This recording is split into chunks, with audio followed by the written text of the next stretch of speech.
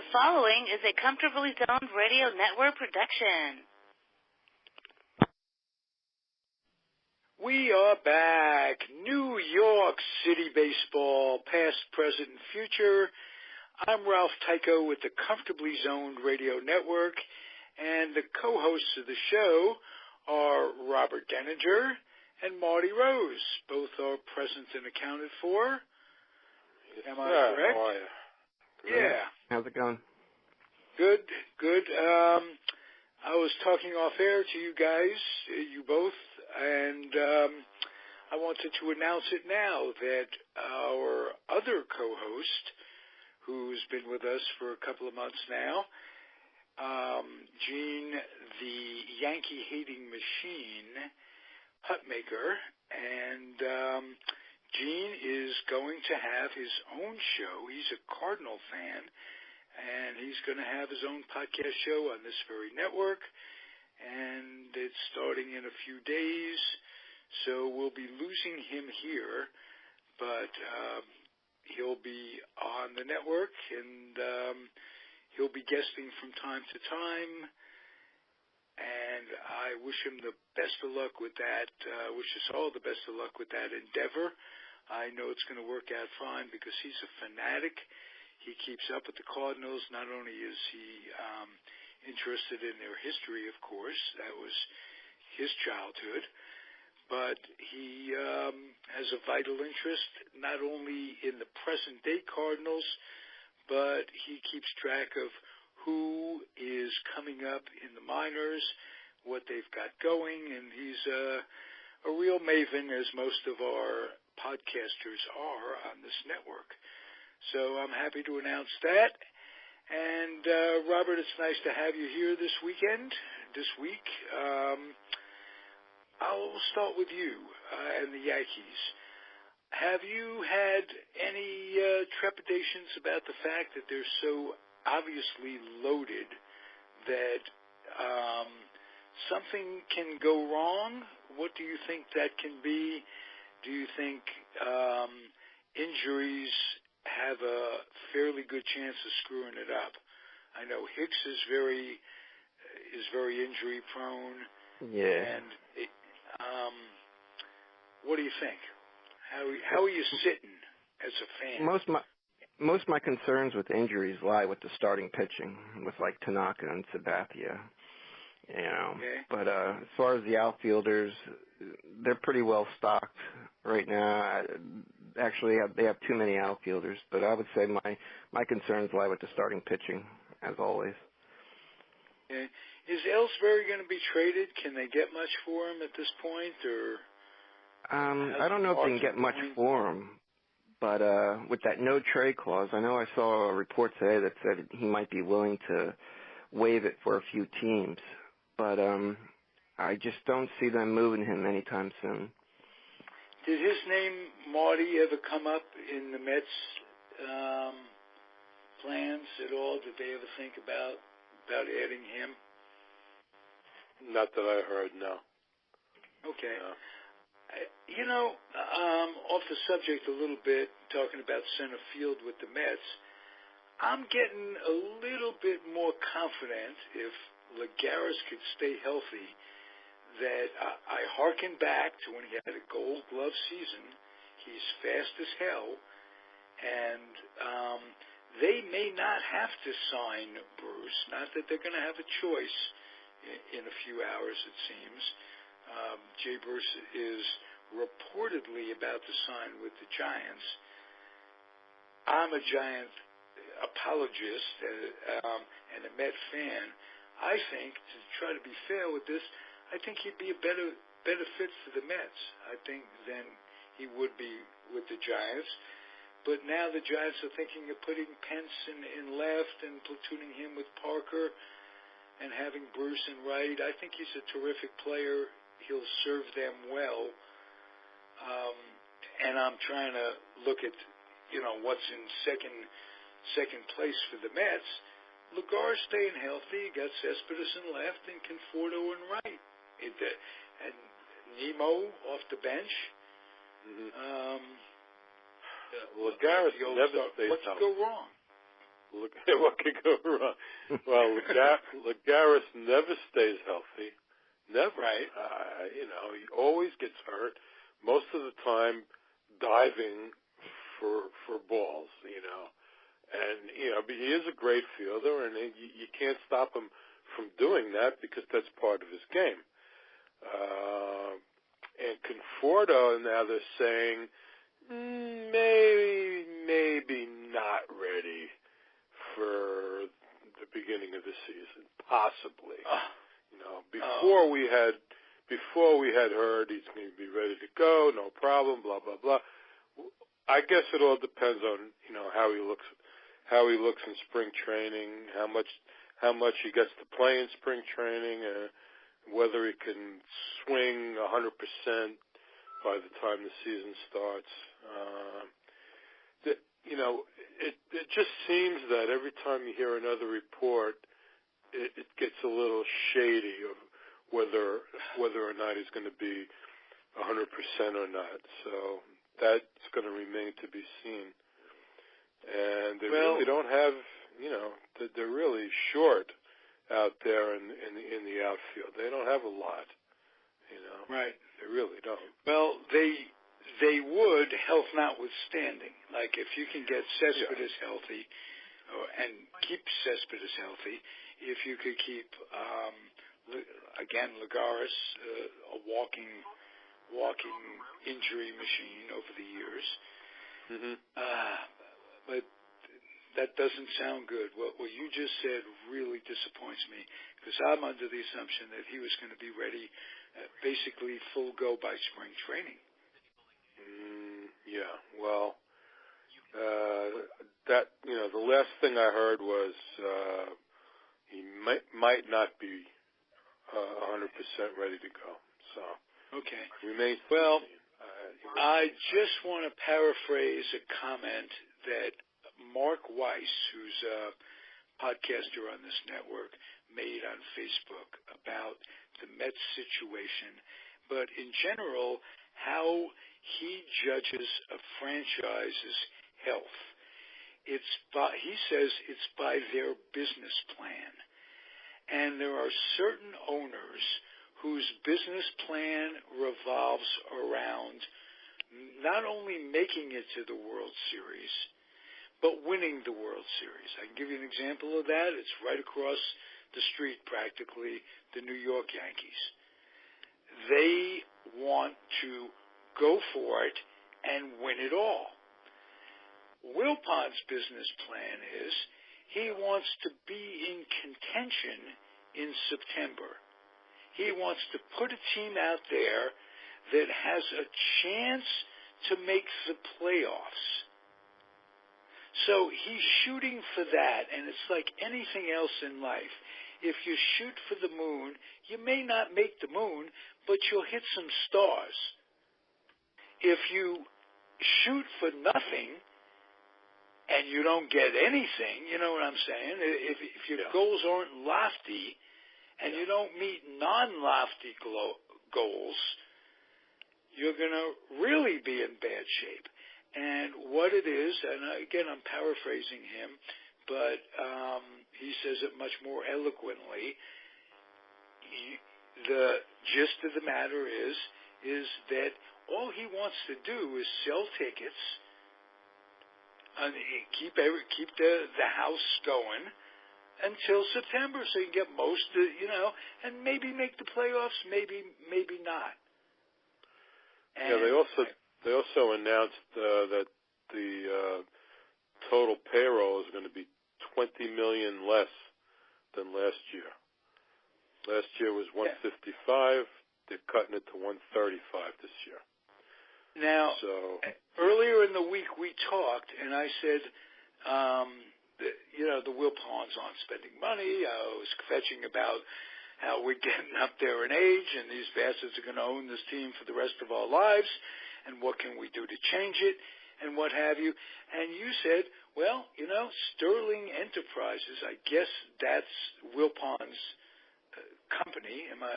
Sterling Equities, I think it is. Equities or whatever it is, are in pretty good shape. Now, I read an article today and I had trouble forwarding it. I can't forward well on my my smartphone. It's not all that smart, maybe. What about them building arena for the Islanders? Is that the one? Right. Or you called, that's another thing. You called that to my attention, that they're doing that. You said, well, they got partners in that. They're not doing it themselves. I believe the Dolans of Madison Square Garden are in on it as well, and they have some other partners. Yeah, they're building a arena for the Islanders, a hotel and shopping right around Belmont Park to get the Islanders back on Long Island where they belong. So, right. So they're definitely in on that. But, I guess they're keeping their businesses separate. They're not taking money out of their real estate business. Well, I wish I could have forwarded that article, and I just glanced at it, but it alluded to the fact that they are hurting. And it's a moot point because I can't refer to it, but I will follow it up, and certainly by the next show I'll have some sort of documentation to back up what I'm saying. Now, if they are, in fact, really hurting, maybe they will end up selling the club. But all that said, you're in the biggest market in the country. You've got a gold mine. You've got TV deals going. I don't understand how things haven't turned out better for them. I just don't know. And I just want to end my diatribe by giving Sandy Alderson credit. They just re-signed him, you told me, Mert? Yeah, they didn't announce the length, but they extended his contract. I don't know for how long. Yeah. I think he's done wonders given everything. Given that he had to fight so hard to get the money for Cespedes. He developed one hell of a young, promising pitching staff. Now, the only thing I think he did poorly, he didn't pull the string and fire the head trainer soon enough. Mm-hmm. It's been like 3 years now going on where we go, every day something happens virtually every day of the season to set them back physically. And I hope, what with a new regime coming in there, I don't know if they've yet to have hired a new trainer. I know they're keeping their assistants in order, from what I understand. Yeah, the rest of the training staff is coming back. It's just the head trainer is being replaced. Yeah. But they have yet to do that. I would think they probably already did it. I mean, pitchers and catchers report February 11th. That's not that far away. You should have some off-season training regiment. Yeah, sure. So, all right. I want to do something interesting. I want Robert Deininger, who has really no Met ties, but you can look at things certainly more objectively than I can, because I have my feelings as a fan get in the way, and I happen to be pissed this week. So, Robert, would you look into the Mets from the outside and tell me what you think? Yeah, I read an article today that kind of shocked me a little bit, but Mike Puma of the New York Post said a source told him that Fred Wilpons always seems surprised every time the Yankees make a move, and that he says the Yankees can't keep this model up. I just kind of was shocked when I read that, given the market that they're in New York. Yeah. If he's surprised, why is he all that surprised at this point? what shocks him. Yeah, it's been going on for years. I mean, yeah. You know, all of a sudden, been spending for years and years and years, and I give them a lot of credit for what they did to get under the cap, luxury cap. Luxury cap. Yeah, I mean it's unbelievable, and they're still going to be under it or close to it, even when you add Stanton's contract in there. Yeah, right now they're roughly $16 million under the cap. The Yankees. That's terrific. Yeah. That is terrific. Give them credit. And taking on Lode Ellsbury, they'll terrific have more. signing with Sebastian. He wanted in. And he's going to be nothing but motivated for next year because he's basically, I think it's his walk year once again. Yeah. So they look good. You can't help but giving them an awful lot of credit, and they've done. If you can do it within budget and not hock the farm, if you can. Yeah, and with all the prospects they got with those deals last year. Yeah, he made like a couple of deals, and he refilled the whole farm system with really good players. I mean, geez, what great players do the Mets have in the farm system? Oh, and then Mets getting got nobody there. Back. Yeah, it's amazing. It really is how they do business. And you know the Yankees. The Yankees are coming off 15 straight years of paying the luxury tax. This will be the first season, 2018, that they'll be under. And for them, it's a good thing that they are because they're increasing the penalties tenfold for luxury for people who go over. You could end up paying twice as much in salary if you're like a 2 or 3 time offender. Is that right? Yeah, they're really increasing the penalties. Wow. Before it was 50%, going higher than that. It levels the playing field a little bit, and it goes to show you. You remember when the Yankees first started spending money years ago, when Steinbrenner first went crazy, he didn't win. No. You know, it's just not money. It's where you spend the money. And ironically, they didn't really win until he was suspended or banned the first time for his illegal contributions, this, that, and the other thing. And I think they brought in Al Rosen, if I'm not mistaken, the first time. It was Gabe Paul the first time. Gabe Paul basically built that first few years, that little mini dynasty that they had going. So it's not just spending money; it's where you spend the money. And I don't know what it's going to be. I was thinking we ought to organize, this is kind of tongue-in-cheek, but or kidding on the square, as they say. We should try to, in our limited capacity of influence, and that may be increasing very shortly, our influence. I'll save that for an off-the-air discussion. But nevertheless, we should organize some sort of boycott to punish, to make a statement, maybe a random day in August where nobody shows up to the ballpark. I mean, fans just show their disgust. Season ticket holders don't come that day. You know, a lot of the profit is not just the price of the seat.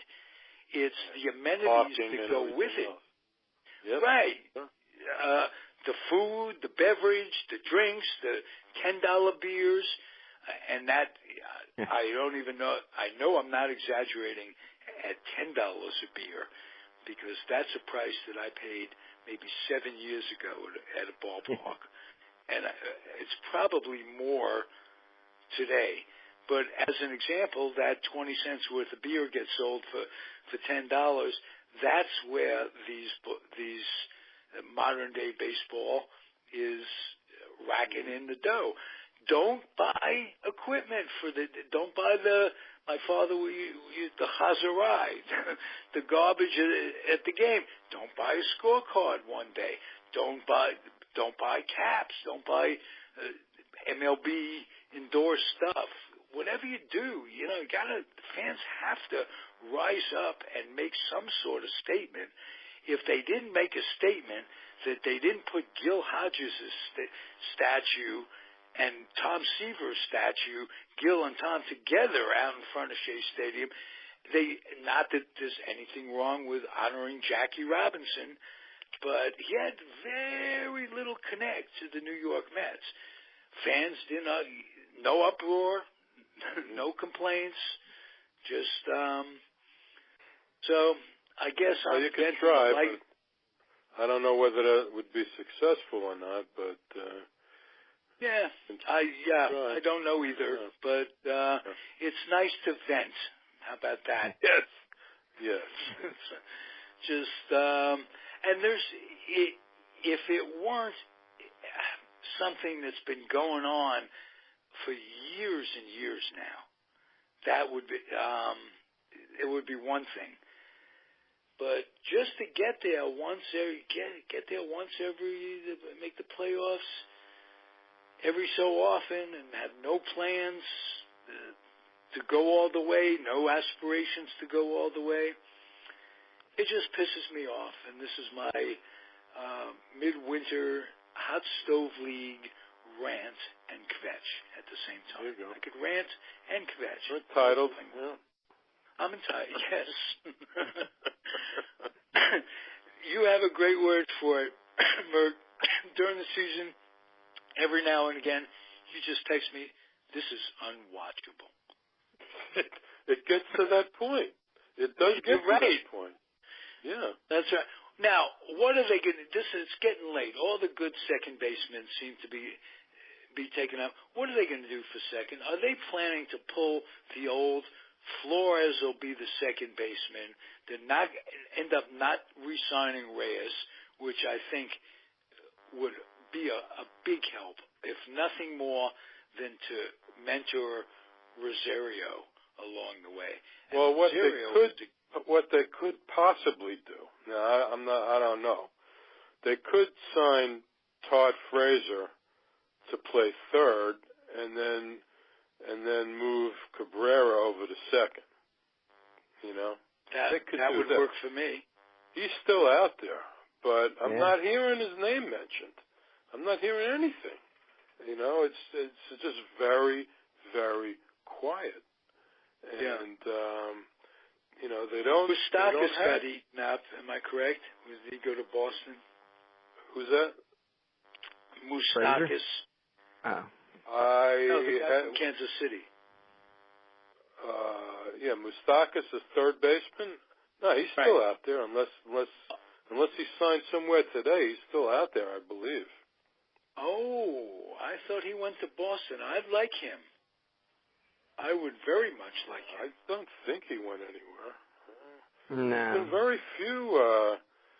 been very few signings of position players,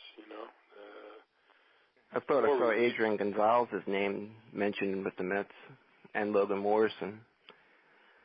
Yeah, Logan Morrison I could handle. I mean, this guy's a good hitter. But I was just talking about Adrian Gonzalez with your brother, as a matter of fact, Merv. I think he's watched. I had him. Yeah. He had such a drastic drop off in performance that unprecedented. I mean, this guy. We had a bad back, I believe, right? So that's rough. Yeah, that is rough. That's rough. Speaking of bad backs, Neil Walker is still out there with second baseman written all over him. Yeah. I don't know.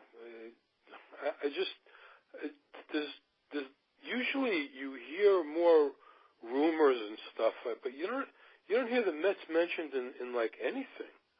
Really, it's I don't know what to think unless they're just going with all kids. I mean, they got kids, but they're not ready. They got kids in like AA type.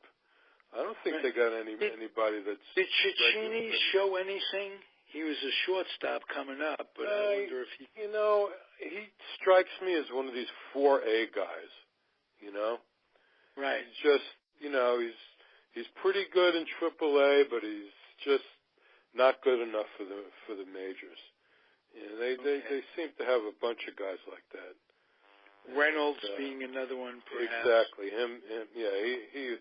He as well. Yeah. They had a guy in, one of the guys that was out in the Arizona League. This Louis Guillorme, I guess his name is. He's a shortstop, second baseman. He's their number 11 prospect the last time I looked, and he was at Binghamton last year. Now he'll probably be in spring training. We might get a look at him, but in all likelihood he's going to Las Vegas. They also got a kid, David Thompson, who plays third. Hit 16 homers, I think, with Binghamton last year. He was a fourth-round pick in 2015. But these guys are not ready. Yeah, if they were ready and maybe a higher valued prospect, maybe they would have put something together for Longaria, who ended up going to the Giants. He would have been a nice fit. Oh yeah, but they're not going to put. I don't know what kind of money he makes, but it's got to be a lot. Right. And talk about Frazier has backed down a little bit. You guys are right. Haven't heard of it. About 2 weeks ago, he was saying things like he wouldn't mind being in New York. He likes it in New York. Yeah, he's a Jersey guy. Yeah. Right. How about Headley? I don't know what San Diego's going to do with him. I thought they picked him up, but I thought they were going to move him again. Haven't heard of anything. You know what? I don't think he's all that great. He can play first as well. That's one thing. He did play first for the Yankees last year for a while after they picked Frazier up. So, and he's a switch hitter. So, I mean, they could do worse by getting him, I suppose. In case Smith doesn't play up to expectations. I don't know. Yeah, I heard the GM say that they like what he brings to the clubhouse. Yeah. Yeah, very, very cool. Hey, I think we mentioned last week, guys, that Frank Larry, the Yankee killer, passed away. He did, yes. We might have, but I know we didn't mention that he was a former Met. At the end of his career, he finished up with the orange and blue. Frank Larry? Really? Yeah. I don't even remember that. So. Wow. Yeah. Well, you remember most things, Mert. That sounds like the Mets, picking somebody up just about when he's ready to retire. Yeah. Right. No. That in those days they were picking up guys like Tom Sturdivant and Ralph Terry. I remember pitched for the Mets a little bit at the end. Another guy who died, Warren Spahn. Right? Warren Spahn. Yeah, he did. He did, and he and Yogi made up. Yogi was activated for a few games in '65, and those two made up the oldest battery combined ages in history. I think Spahn was like 44, Yogi was 42, and amazing. And Yogi's probably would have said something like, well, if I knew that record could have been broken, I'd have played and kept Spahn alive, and we'd have done it in '62. There you go. Whatever. He would have come up with something for sure. He would have. He's missed. That Yep. is Yep. baseball's just the most loved guy. There's no one that doesn't like Yogi. Mm-hmm. Absolutely. Yeah, there'll certainly never be another him.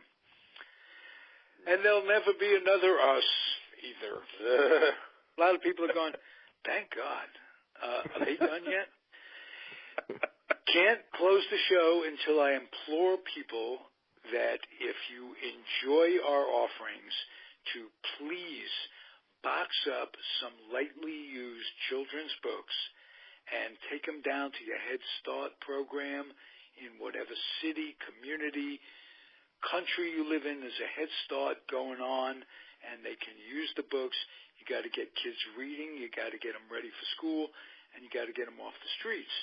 And it'll be a better society because the future is what's important. And that's my pitch. I hope you enjoyed it. Mert, Robert, thank you. We'll be back next week. Have a terrific holiday, however you celebrate. Make it safe. Keep off the roads. And I'm appreciative of you guys' friendship. So thank you. And thank the audience. I'm thanking the audience for listening. We appreciate that very much. Be well, everybody. Thanks, guys. See you next week. Have a good night. Night.